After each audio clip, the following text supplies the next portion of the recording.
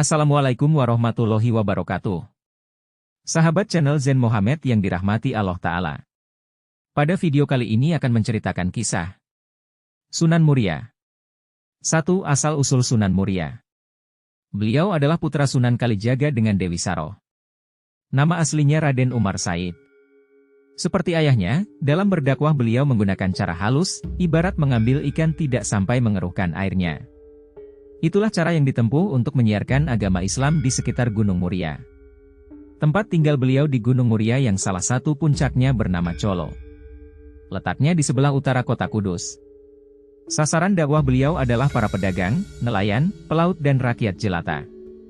Beliaulah satu-satu wali yang tetap mempertahankan kesenian gamelan dan wayang sebagai alat dakwah untuk menyampaikan Islam. Dan beliau pula yang menciptakan tembang sinom dan kinanti. 2. Sakti Mandraguna.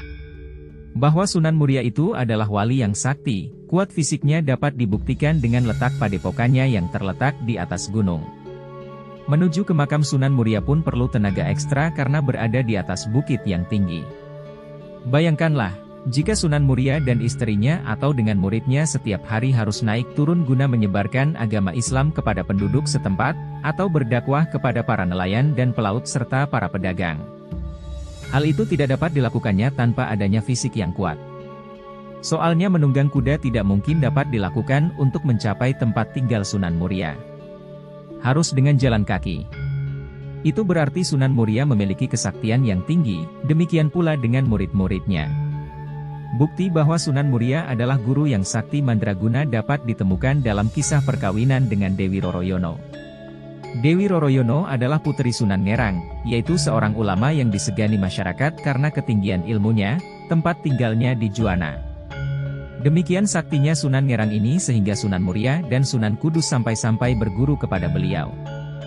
Pada suatu hari Sunan Ngerang mengadakan syukuran atas usia Dewi Roroyono yang genap 20 tahun. Murid-muridnya diundang semua. Seperti Sunan Muria, Sunan Kudus, Adipati Pathakwarak, Kapa dan adiknya Gentiri. Tetangga dekat juga diundang, demikian pula Senak Kadang yang dari jauh. Setelah tamu berkumpul, Dewi Roroyono dan adiknya Dewi Roro Pujiwati keluar menghidangkan makanan dan minuman. Keduanya adalah dara-dara yang cantik jelita. Terutama Dewi Roroyono yang telah berusia 20 tahun, bagaikan bunga yang sedang mekar-mekarnya. Bagi Sunan Kudus dan Sunan Muria yang sudah berbekal ilmu agama dapat menahan pandangan matanya sehingga tidak terseret oleh godaan setan. Tapi seorang murid Sunan Ngerang yang lain yaitu Adipati Pathakwarak memandang Dewi Roroyono dengan mata tidak berkedip melihat kecantikan gadis itu. Sewaktu menjadi cantrik atau murid Sunan Ngerang, yaitu ketika Pathakwarak belum menjadi seorang adipati, Roroyono masih kecil, belum nampak benar kecantikannya yang mempesona, sekarang gadis itu benar-benar membuat Adipati Pathakwarak tergila-gila. Sepasang matanya hampir melotot memandangi gadis itu terus-menerus. Karena dibakar api asmara yang menggelora, Pathakwarak tidak tahan lagi. Dia menggoda Roroyono dengan ucapan-ucapan yang tidak pantas. Lebih-lebih setelah lelaki itu bertindak kurang ajar. Tentu saja Roroyono merasa malu sekali, lebih-lebih ketika lelaki itu berlaku kurang ajar dengan memegangi bagian-bagian tubuhnya yang tak pantas disentuh. Si gadis naik pitam, nampan berisi minuman yang dibawanya sengaja ditumpahkan ke pakaian sang adipati. Pathakwarak menyumpah-nyumpah, hatinya marah sekali diperlakukan seperti itu. Apalagi dilihatnya para tamu undangan menertawakan kekonyolan itu, dia pun semakin malu. Hampir saja Roroyono ditamparnya kalau tidak ingat bahwa gadis itu adalah putri gurunya. Roroyono masuk ke dalam kamarnya, gadis itu menangis sejadi-jadinya karena dipermalukan oleh Pathakwarak. Malam hari tamu-tamu dari dekat sudah pulang ke tempatnya masing-masing. Tamu dari jauh terpaksa menginap di rumah Sunan Ngerang, termasuk Pathakwarak dan Sunan Muria. Namun hingga lewat tengah malam Pathakwarak belum dapat memejamkan matanya. Pathakwarak kemudian bangkit dari tidurnya. Mengendap-endap ke kamar Roroyono. Gadis itu diserepnya sehingga tidak sadarkan diri, kemudian melalui genteng Pathakwarak masuk dan membawa lari gadis itu melalui jendela.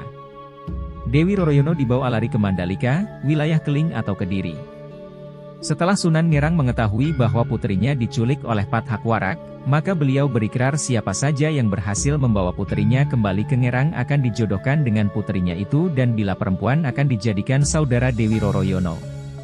Tak ada yang menyatakan kesanggupannya. Karena semua orang telah maklum akan kehebatan dan kekejaman Pathakwarak. Hanya Sunan Muria yang bersedia memenuhi harapan Sunan Ngerang. Saya akan berusaha mengambil di Ajeng Dewi Roroyono dari tangan Pathakwarak, kata Sunan Muria.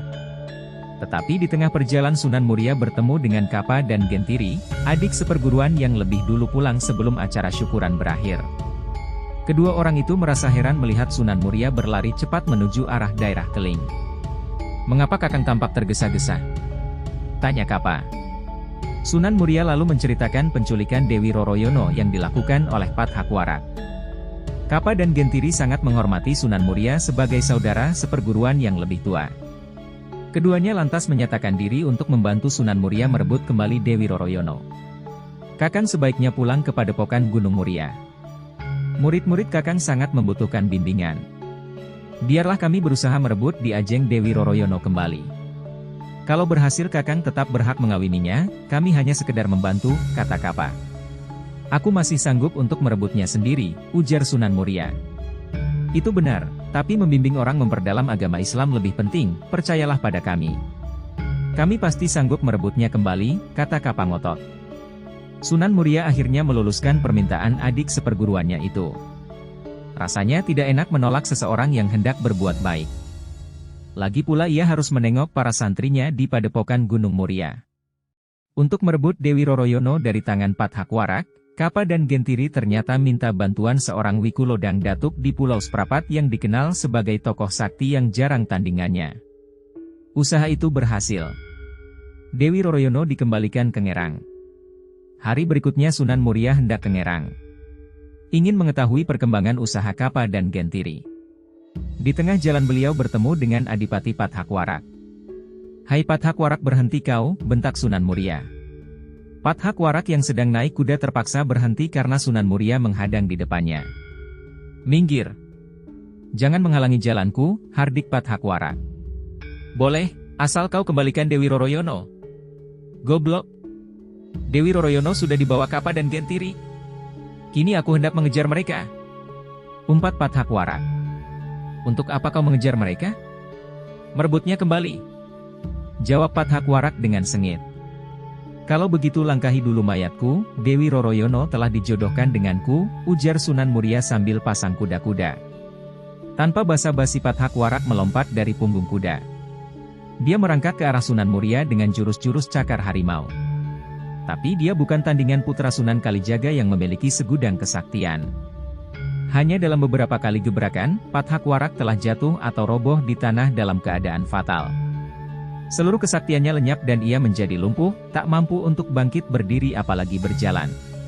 Sunan Muria kemudian meneruskan perjalanan ke Juwana. Kedatangannya disambut gembira oleh Sunan Ngerang. Karena Kapa dan Entiri telah bercerita jujur bahwa mereka sendirilah yang memaksa mengambil alih tugas Sunan Muria mencari Dewi Roroyono, maka Sunan Ngerang pada akhirnya menjodohkan Dewi Roroyono dengan Sunan Muria. Upacara pernikahan pun segera dilaksanakan. Kapa dan Gentiri yang berjasa besar itu diberi hadiah tanah di Desa Buntar. Dengan hadiah itu keduanya sudah menjadi orang kaya yang hidupnya serba berkecukupan. Sedang Sunan Muria memboyong istrinya ke Padepokan Gunung Muria. Mereka hidup bahagia, karena merupakan pasangan yang ideal. Tidak demikian halnya dengan Kapa dan Gentiri. Sewaktu membawa Dewi Roroyono dari Keling ke Ngerang, agaknya mereka terlanjur terpesona oleh kecantikan wanita jelita itu. Siang malam mereka tidak bisa tidur. Wajah wanita itu senantiasa terbayang. Namun karena wanita itu sudah diperistri kakak seperguruannya, mereka tak dapat berbuat apa-apa lagi. Hanya penyesalan yang menghujam di dada. Mengapa mereka dulu terburu-buru menawarkan jasa baiknya? Betapa enaknya Sunan Muria, tanpa bersusah payah sekarang menikmati kebahagiaan bersama gadis yang mereka dambakan. Inilah hikmah ajaran agama agar lelaki diharuskan menahan pandangan matanya dan menjaga kehormatan, kemaluan mereka. Andai kata Kapa dan Gentiri tidak memandang terus-menerus ke arah wajah dan tubuh Dewi Roroyono yang indah itu, pasti mereka tidak akan terpesona dan tidak terjerat oleh iblis yang memasang perangkap pada pandangan mereka. Kini Kapa dan Gentiri benar-benar telah dirasuki iblis. Mereka bertekad hendak merebut Dewi Roroyono dari tangan Sunan Muria. Mereka telah sepakat untuk menjadikan wanita itu sebagai istri bersama secara bergiliran. Sungguh keji rencana mereka. Gentiri berangkat lebih dahulu ke Gunung Muria. Namun ketika ia hendak melaksanakan niatnya dipergoki oleh murid Sunan Muria, terjadilah pertempuran dahsyat. Apalagi ketika Sunan Muria keluar menghadapi Gentiri, suasana menjadi semakin panas. Akhirnya Gentiri tewas menemui ajalnya di puncak Gunung Muria. Kematian Gentiri cepat tersebar ke berbagai daerah. Tapi tidak membuat surut niat Kapa. Kapa cukup cerdik. Dia datang ke Gunung Muria secara diam-diam di malam hari. Tak seorang pun yang mengetahuinya. Kebetulan pada saat itu Sunan Muria dan beberapa murid pilihannya sedang bepergian ke Demak Bintoro. Kapa menyerap murid-murid Sunan Muria yang berilmu rendah, yang ditugaskan menjaga Dewi Roroyono. Kemudian yang dengan mudahnya Kapa menculik dan membawa wanita impiannya itu ke Pulau Seprapat. Pada saat yang sama, sepulangnya dari Demak Bintoro, Sunan Muria bermaksud mengadakan kunjungan kepada Wiku Lodang Datuk di Pulau Seprapat. Ini biasanya dilakukannya bersahabat dengan pemeluk agama lain bukanlah suatu dosa. Terlebih sang Wiku itu pernah menolongnya merebut Dewi Roroyono dari Pathakwarak. Seperti ajaran Sunan Kalijaga yang mampu hidup berdampingan dengan pemeluk agama lain dalam suatu negeri. Lalu ditunjukkan akhlak Islam yang mulia dan agung. Bukannya berdebat tentang perbedaan agama itu sendiri. Dengan menerapkan ajaran-ajaran akhlak yang mulia itu nyatanya banyak pemeluk agama lain yang pada akhirnya tertarik dan masuk Islam secara sukarela. Ternyata, kedatangan Kapa ke Pulau Seprapat itu tidak disambut baik oleh Wiku Lodang Datuk. Memalukan. Benar-benar nista perbuatanmu itu.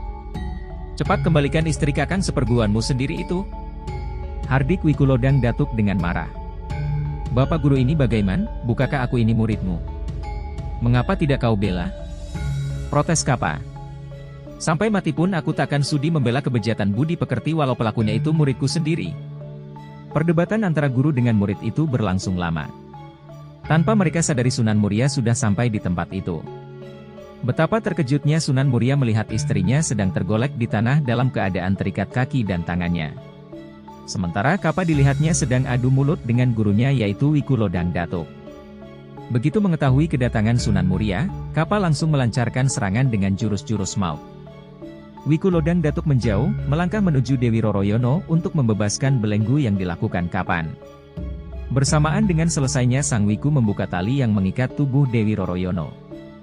Tiba-tiba terdengar jeritan keras dari mulut Kapa. Ternyata serangan dengan pengerahan aji kesaktian yang dilakukan Kapa berbalik menghantam dirinya sendiri.